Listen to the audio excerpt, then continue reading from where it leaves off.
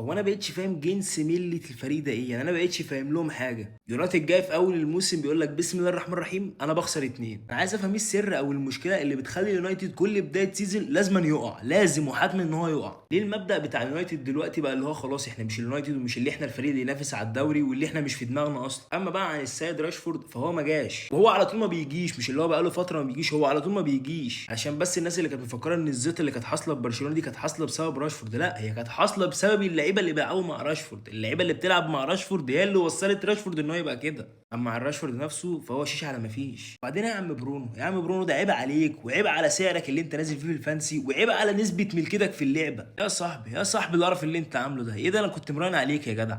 انا مش بيصعب عليا في موضوع يونايتد ده كله غير الراجل ده. الراجل ده بص خلاص وشه قرب يتمحي من كتر الشعر، ويونايتد مش هتحقق الخمس مباريات فوز ورا بعض دي، استحاله على اللي بيعملوه ده. فعلى اللي بيقدمه اليونايتد وبيعمله ده انت تفضل كده لغايه ما هتموت. طبعا مش هينفع نقفل الفيديو من غير ما نتكلم عن الريال ونقول خلاص بقى شكلها ما فيهاش موسم صفري تاني، خلاص زمن الصفر انتهى. لا لا انا مستبشر خير في مورينيو بصراحه، لا انا مستبشر خير في، انا اشتريت عامه. مش هطول عليكم اكتر من كده، يلا سلام.